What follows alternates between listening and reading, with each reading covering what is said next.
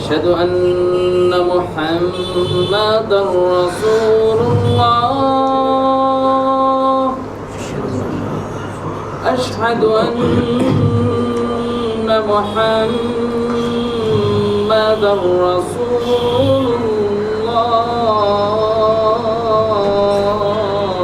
الله حي على الصلاة إن الحمد لله نحمده ونستعينه ونستغفره ونعوذ بالله من شرور أنفسنا ومن سيئات أعمالنا من يهده الله فلا مضل له ومن يضلل فلا هادي له وأشهد أن لا إله إلا الله وأشهد أن محمدا عبده ورسوله يا أيها الذين آمنوا اتقوا الله حق تقاته ولا تموتن إلا وأنتم مسلمون يا أيها الناس اتقوا ربكم الذي خلقكم من نفس واحدة وخلق منها زوجها وبث منهما رجالا كثيرا ونساء واتقوا الله الذي تساءلون به والأرحام إن الله كان عليكم رقيبا يا أيها الذين آمنوا اتقوا الله وقولوا قولا سديدا يصلح لكم أعمالكم ويغفر لكم ذنوبكم ومن يطع الله ورسوله فقد فاز فوزا عظيما أما بعد فإن خير الحديث كتاب الله وخير الهدي هدي محمد صلى الله عليه وسلم وشر الأمور محدثاتها وكل محدثة بدعة وكل بدعة ضلالة وكل ضلالة في النار فأعوذ بالله من الشيطان الرجيم بسم الله الرحمن الرحيم ادفع بالتي هي أحسن فإذا الذي بينك وبينه عداوة كأنه ولي حميم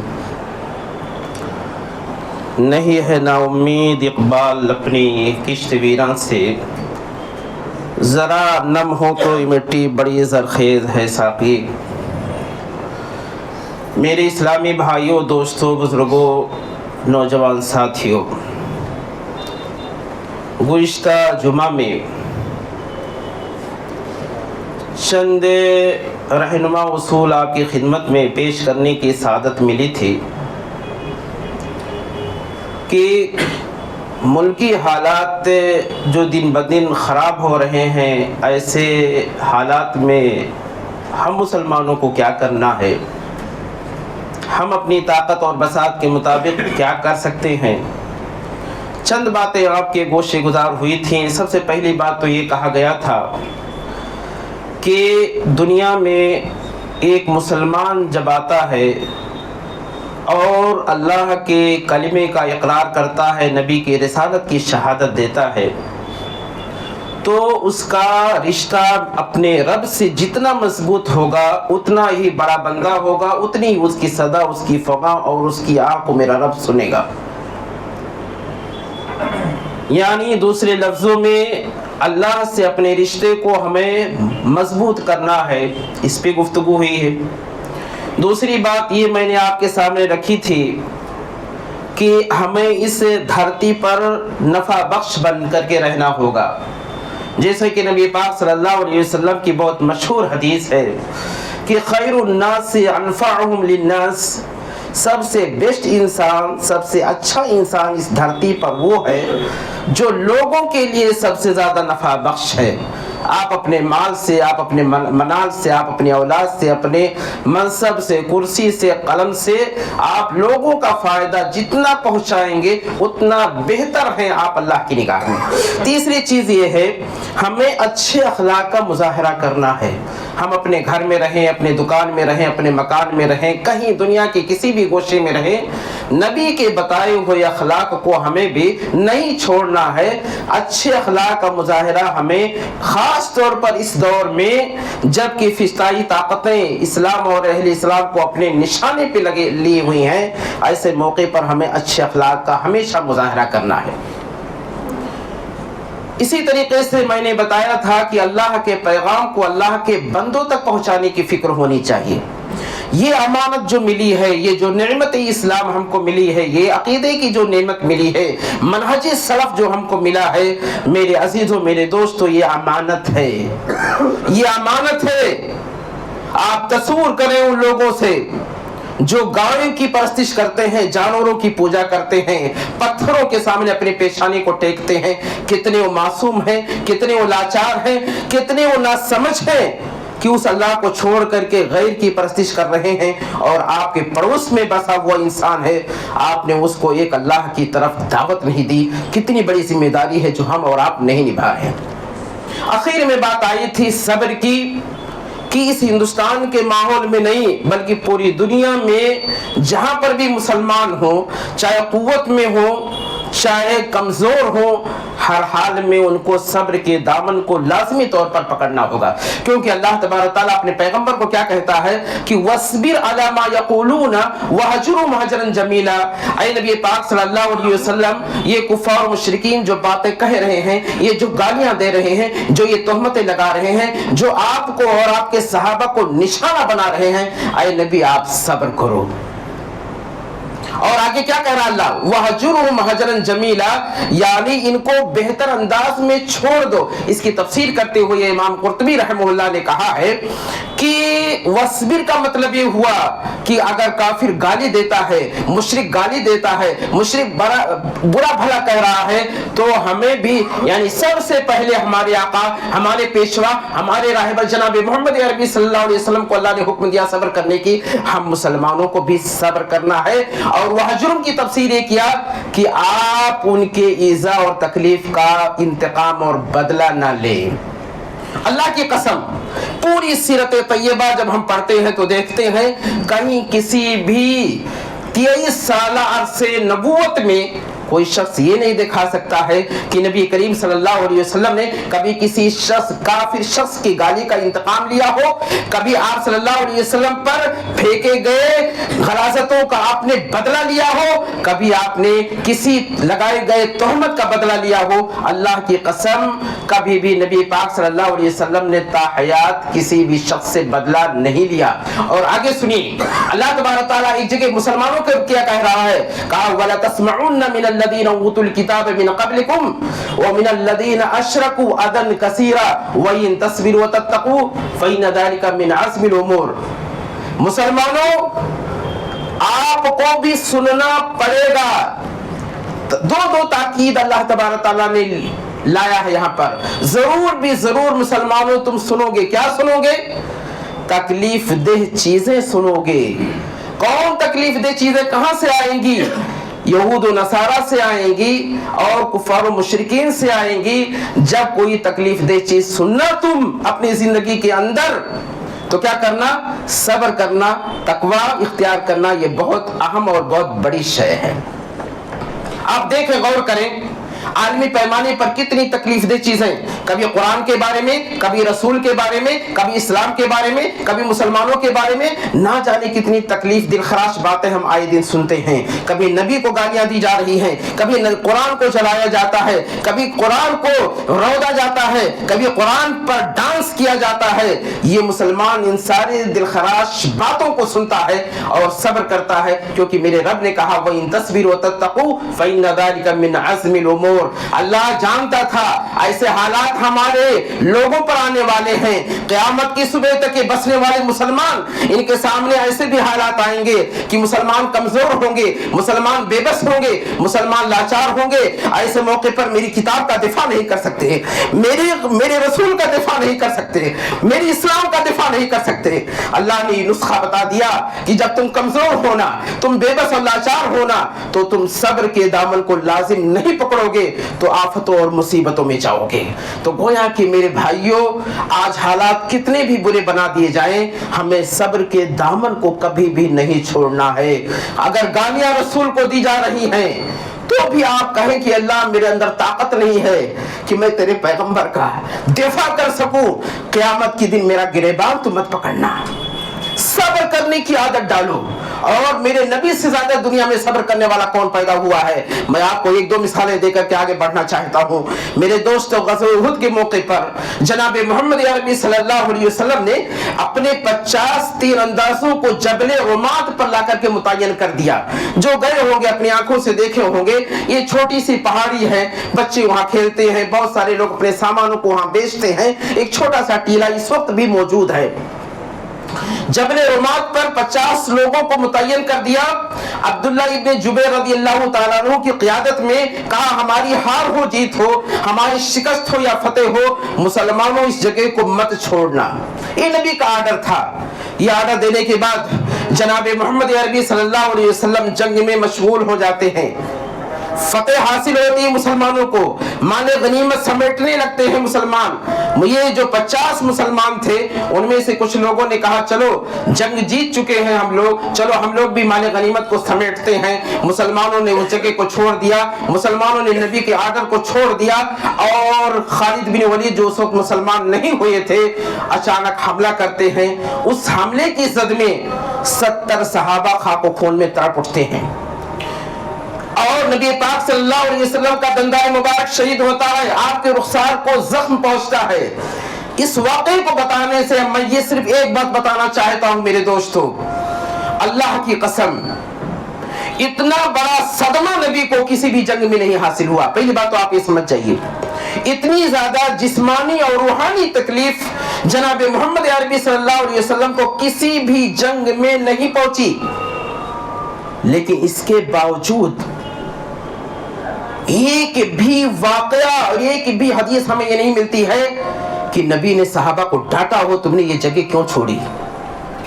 नबी ने कभी किसी सहाबा को कहा हो कि तुमने हमने मुतय्यन किया था, तुमने वो जगह क्यों छोड़ी, तुम्हारे छोड़ने की वजह से हमको ये हालात से दो चार होना पड़ा है। हमारे 70 सहाबा जो शहीद हुए हैं उसमें तुम्हारा बहुत बड़ा दखल है। अल्लाह की कसम, इस रुई जमीन पर मैं आपको एक भी कोई वाकया हमें नहीं दिखा सकता है कि नबी ने बाद में किसी भी सहाबी को ये कहा हो कि तुमने उस जगह को छोड़ा क्यों था। यानी कभी किसी को डांटा नहीं, ना किसी को यानी मामूली सी बात भी कही कि आपके वहां ना रहने की बुनियाद पर ये हालात पैदा हुए। भला बताओ कि इतना तकलीफ आपने झेला, अपने सहाबा की तकलीफों को झेला, लेकिन उन सहाबा में से किसी भी सहाबी को ये नहीं कहा कि तुमने जगह छोड़ दी, इस वजह से ये हालात पैदा हुए। ये है नबी का सब्र, जिन्होंने अपने लोगों के तकलीफों पर सब्र किया। और इसी तरीके से ग़ज़वे यानी किस्से इफ्क के अंदर जब सन 5 या 6 हिजरी में अल्लाह के रसूल सल्लल्लाहु अलैहि वसल्लम की सबसे प्यारी बीवी हज़रत आयशा रज़ियल्लाहु ताला अन्हा पर जब तोहमत लगाई गई ज़िना की, उस मौके पर अल्लाह के रसूल बहुत परेशान हुए। आले मोहम्मद परेशान थे, आले अबी बकर परेशान थे, सहाबा परेशान थे, सहाबियात परेशान थी, क्योंकि बहुत नाजुक मामला था। उस रुदाद गम को हज़रत आयशा रज़ियल्लाहु ताला अन्हा ने खुद अपनी ज़बानी बयान की है, जिसको इमाम बुखारी ने बड़ी तफसील से किताबुल मगाज़ी में भी किताबुल तफसीर में उसको नकल किया है। उस मौके पर जब बरात की आयत नाजिल होती है कि हज़रत आयशा रज़ियल्लाहु ताला अन्हा के ऊपर तोहमत लगी है, हज़रत आयशा रज़ियल्लाहु ताला अन्हा बरी हैं, अर्श पर बैठ करके मेरे रब ने माई आयशा सिद्दीक़ा रज़ियल्लाहु ताला अन्हा की बरात में आयतें नाजिल करती हैं। और आयतें नाजिल हुई और हज़रत जिब्रील अमीन लेकर के नबी पाक सल्लल्लाहु अलैहि वसल्लम की खिदमत में जब हाजिर होते हैं, अल्लाह के रसूल मिंबर पर चढ़ते हैं, लोगों के सामने पेश करते हैं। और आपने उस नाजुक मौके पर, जबकि आपकी सबसे प्यारी बीवी पर तोहमत लगी है, ऐसे नाजुक मौके पर सिर्फ उन्हीं लोगों पर आपने हद जारी किया जिन पर आर्डर था अल्लाह की तरफ से हद जारी करने का। कि जो तोहमत लगाते हैं उनके ऊपर हद नाफिज किया जाए। नबी ने हद नाफिज कर दिया, और नाफिज करने के बाद फिर कभी आपने उनको ठिस तक नहीं किया कि तुम ही वो हो जिसने हमारी बीवी पर तोहमत लगाई थी, तुम वो शख्स है जिसने मुझको तकलीफ पहुंचाई थी। कभी भी आपने अपने जबान पर इस तरह के अल्फाज नहीं लाए। मुसलमानों, हमें ये अपना जायजा लेना होगा, हमें अपने गिरेदार में झांक करके मुहासबा करना होगा कि नबी की बीवी पर तोहमत लग रही है, और आज अगर मामूली सी तोहमत लग जाए, मामूली सी तकलीफ किसी वजह से हमको और आपको लाहिक हो जाए, तो जिंदगी भर हम माफ करने के लिए तैयार नहीं हैं। आज हमें दावा तो नबी की मोहब्बत का है, नबी की अकीदत का है, नबी के नाम पर मर जाने के लिए हम तैयार रहते हैं, लेकिन नबी के अखलाक को अपनाने के लिए तैयार नहीं है। ये है हमारी सवाल का सबब कि नबी को कितना बड़ा सदमा पहुंचा होगा। दुनिया के सबसे पाकबाज इंसान और दुनिया की सबसे पाकबाज खातून पर तोहमत लग रही है, नबी के घर को तोहमत लगी हुई है कि अल्लाह तबारक तआला किसी गलत नुत्फे से नबी को दुनिया में नहीं पैदा किया है। उस नबी की बीवी पर तोहमत लग रही है, और लगाने वाले अपने भी हैं, गैर भी हैं, लेकिन ना गैर से बदला लिया नबी ने, ना अपनों से बदला लिया। ये ऐसे सब्र की मिसालें आप दुनिया में कहीं नहीं पाएंगे। तो गोया कि मेरे दोस्तों, चाहे हमारी इज्जत पर आ जाए वार, चाहे हमारे माल पर वार हो, हमें सब्र के दामन को नहीं छोड़ना है। चाहे तकलीफ देने वाला हमारा भाई हो, चाहे तकलीफ देने वाला कोई दूसरा शख्स हो, हमें सब्र हर हाल में लाजिम है। हमें सब्र के दामन को पकड़े रहना है। इसी तरीके से सब्र के बाद आपको एक चीज और मैं बताते हुए चलूं कि हमें दीगर मज़ाहिब का भी एहतराम करना है। हमारा मुल्क ऐसा मुल्क है जहां पर बहुत सारे अफकार, बहुत सारे मज़ाहिब, बहुत सारी चीज मिलती है। हमें अपने मजहब के तई हसास तो जरूर रहना है, लेकिन किसी की तौहीन नहीं करनी है, किसी की तजलील नहीं करनी है, किसी की तहकीर नहीं करनी है, किसी भी देवी देवता को हम बुरा नहीं कह सकते हैं। दीगर मज़ाहिब के एहतराम का मतलब ये नहीं है कि हम चल करके उसके सामने हम अपनी पेशानी टेकें, हम घंटा बजाएं, या हम उनकी महफिलों में शरीक हो, उनकी इबादतों में शरीक हो, उनकी किताबों को पढ़ें। ये मतलब नहीं है, बल्कि मतलब ये है कि आप किसी को भी बुरा भला नहीं कह सकते हो। अल्लाह कहता है वला तसुब्बुल्लज़ीना यदऊना मिन दुनिल्लाहि फयसुब्बुल्लाह अदवन। मुसलमानों, अगर तुमने गाली दे दी किसी भी काफिर और मुशरिक की यानी धार्मिक किताबों को, उनकी देवी देवताओं को, तो ये लोग अल्लाह को गाली दे देंगे ला इल्मी पर। अल्लाह कहता है गालियां हमको दे देंगे, लिहाजा तुम गाली किसी भी शख्स को ना दो, उनके किसी भी धार्मिक किताब को मत छेड़ो, उनको बुरा भला मत कहो। ये अल्लाह की तरफ से आर्डर है। अगर इस पर हम अमल कर लें तो बहुत सारी मुसीबतें हमारी खुद ब खुद खत्म हो जाएंगी। परेशानी की वजह क्या है? हमारे मुल्क में जो परेशानी आ रही है, परेशानी ये है, अगर मुसलमान ने गलती की तो मुसलमान से ज्यादा इस्लाम बदनाम होता है। कि मुसलमान ने गलती की, मुसलमान सारे के सारे ऐसे ही होते हैं, तो क्या है, पूरे इस्लाम को बदनाम किया जाता है। जैसे आपको मैं बताऊं, बर्मा में बुद्धिस्टों ने मुसलमानों को मारा, तो उसमें मारने वाले बुद्ध से ज्यादा बुद्धिज्म मशहूर हो गया, बदनाम हो गया। जबकि बुद्ध धर्म ऐसा है जिसमें मच्छर मारने की भी परमिशन नहीं है। अफगानिस्तान में अमेरिका हमला करता है तो अमेरिका बदनाम हुआ, उससे कहीं ज्यादा ईसाइयत बदनाम हुई। जबकि ईसाइयत की तालीम ये है कि अगर कोई एक थप्पड़ मारे तो दूसरा भी गाल उसके सामने थप्पड़ मारने के लिए पेश कर दो, इंतकाम नहीं ले सकते। तो हमारे सामने परेशानी क्या है, जब कोई मुसलमान गलती करता है तो हम सारे मुसलमान उसके बचाव में लग जाते हैं, चाहे वो इंसान गलत हो या सही हो, क्योंकि हमारे मजहब का है, हमारे धर्म का है, हमारे बीच में वो रहता सहता है। ये नहीं होना चाहिए, बल्कि आपको सही बातों की हमेशा सही बातों की आपको अगुवाई करनी चाहिए, उसका साथ देना चाहिए। तो تو گویا کہ ہمیں دوسرے کے کتابوں کو, دوسرے کے دھرم گروؤں کو دیکھ کر کے ہم اپنے دلوں کے اندر کوئی نفرت نہ پیدا کریں اور نہ ہی اپنے تئیں کسی طریقے سے کوئی بات لانے کی کوشش کریں. میرے دوستو, اللہ کے رسول صلی اللہ علیہ وسلم, حضرت انس بن مالک رضی اللہ تعالیٰ عنہ کی بہت مشہور روایت ہے کہ کانا غلام یہودی یخدم النبی صلی اللہ علیہ وسلم فمرض فاتاه النبی صلی اللہ علیہ وسلم يعوده فجلس عند راسه فقال اسلم فنظر الى ابيه فقال اتي ابا القاسم فاسلم فخرج النبي صلی اللہ علیہ وسلم وهو يقول الحمد لله الذي انقذه من النار. حضرت انس بن مالک رضی اللہ تعالیٰ عنہ فرماتے ہیں کہ ایک بار ایک یہودی بچہ نبی کی خدمت کرتا تھا. یہ غیر مسلم بچہ ہے, جناب محمد عربی صلی اللہ علیہ وسلم کا سرونٹ ہے, نوکر ہے, آپ کا خادم ہے, آپ کی خدمت کر رہا ہے, بیمار ہوتا ہے اور بیمار ہونے کی اطلاع نبی کریم صلی اللہ علیہ وسلم کو جو ملتی ہے, آپ صلی اللہ علیہ وسلم اس کے گھر جاتے ہیں. گھر جا کر کے اس کے سر کے پاس بیٹھتے ہیں اور کہتے ہیں لڑکے تو اسلام لے آ. وہ لڑکا جب دیکھتا ہے, اس کے کانوں میں جب یہ آواز جاتی ہے تو اپنے باپ کے چہرے کو دیکھتا ہے, باپ وہاں موجود ہوتا ہے. وہ یہودی لڑکا اپنی یہودی باپ کو دیکھ رہا ہوتا ہے کہ میرے باپ کا کیا آڈر آتا ہے, اور وہ کہتا ہے, اس کا باپ کہتا ہے اتی ابو القاسم, جو جناب محمد عربی صلی اللہ علیہ وسلم کہہ رہے ہیں ان کی بات کو مان لو.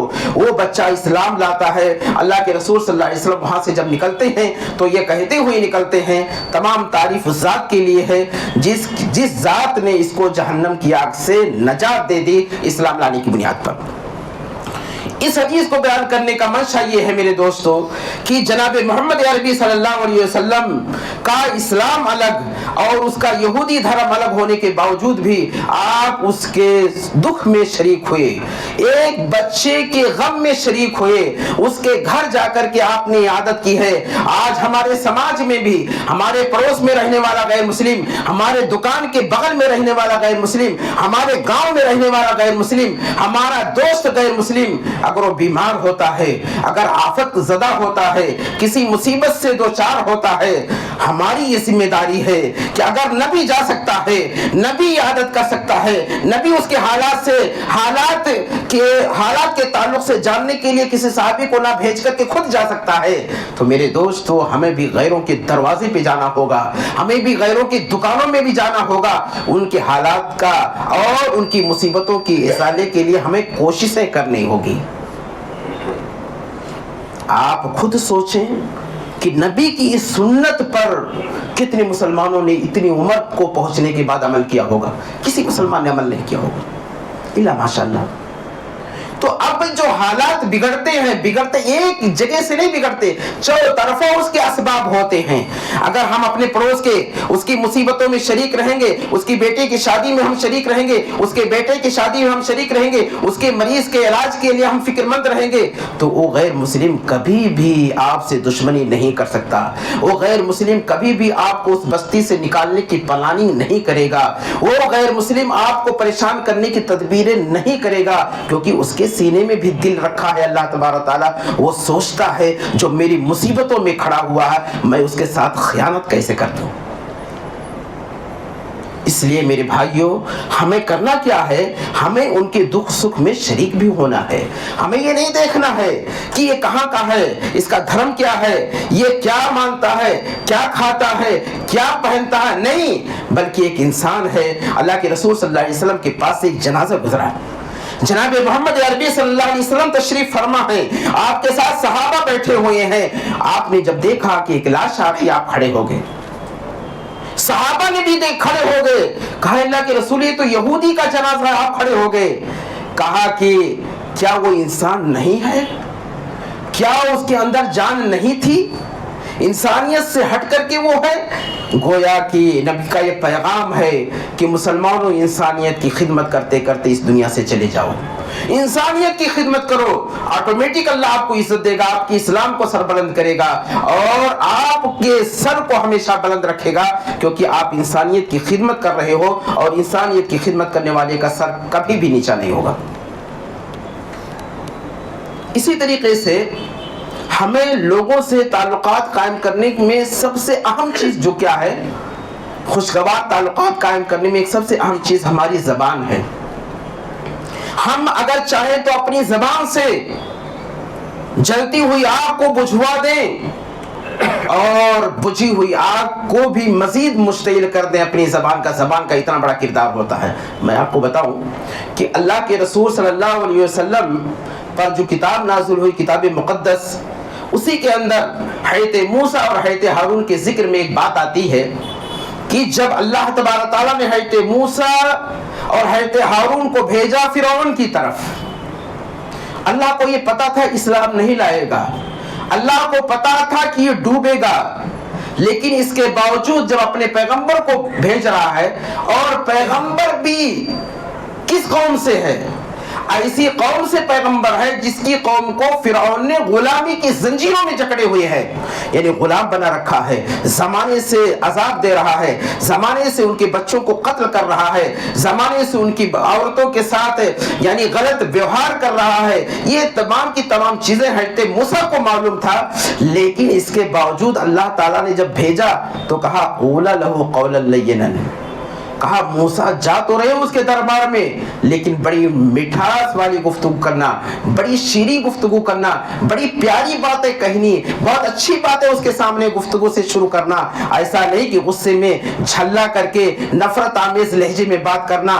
گویا کہ فرعون کے دربار، ایک طرف فرعون کا دربار ہے، دوسری طرف حضرت موسیٰ اللہ کا پیغمبر ہے، اللہ کا پیغمبر اس کے دربار میں جا رہا ہے، دعوت کے لیے جا رہا ہے، اسلام کی طرف بلانے کے لیے جا رہا ہے. تو اللہ تبارک تعالیٰ نے اپنے پیغمبر کو کہا کہ اپنی زبان کو میٹھا رکھنا، یعنی گفتگو ہمیشہ اچھے سے اس کے سامنے پیش آنا، کیونکہ اللہ کو بھی معلوم ہے کہ اسلام نہیں لائے گا، لیکن پھر بھی گفتگو کرنا تو اچھے سے گفتگو کرنا.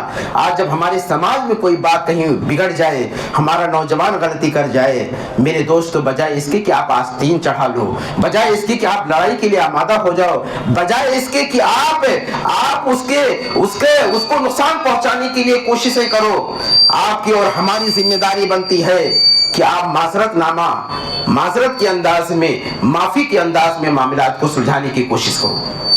کیونکہ اگر آپ 10 ہیں تو 1000 کی تعداد میں آ کر کے ہمارے ان 10 بھائیوں کو نقصان پہنچا سکتے ہیں. تو ہمیشہ یہ قرآن کی آیت ہمیں بتاتی ہے کہ غیروں کے ساتھ بھی اگر ہمیں بات کرنی ہے تو بھی ہماری زبان میٹھی ہونی چاہیے، ہماری زبانوں میں مٹھاس ہونا چاہیے. ایسا نہیں کہ آج ہم 10 20 50 لوگ ہیں تو ہم جس طریقے سے چاہیں بیان کریں، ایسا نہیں ہے. میرے بھائیوں، ہمیشہ اپنی زبان کو اچھے بنا کر کے رکھنے کی کوشش کرو.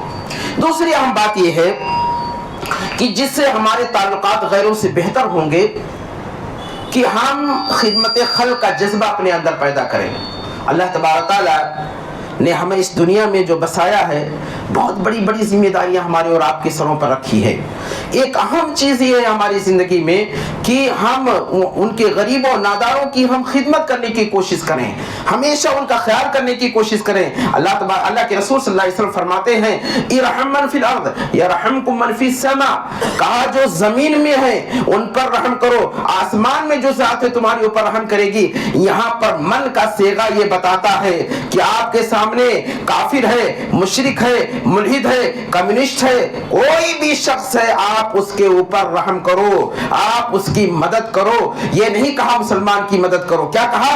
ارحم من فی الارض، زمین پر جو بھی ہمارے انسان بستے ہیں ان انسانوں کی کیا کرو؟ آپ ان پر رحم کرو. تو گویا کہ ہمیں رحم کرنا ہے، چاہے چھوٹا ہو، بڑا ہو، امیر ہو، غریب ہو، مرد ہو، عورت ہو، لاچار ہو، طاقتور ہو، کوئی بھی شخص ہو. ہماری ذمہ داری بنتی ہے کہ ہم اس کے ساتھ رحم دلانہ سلوک کرنے کی کوشش کریں.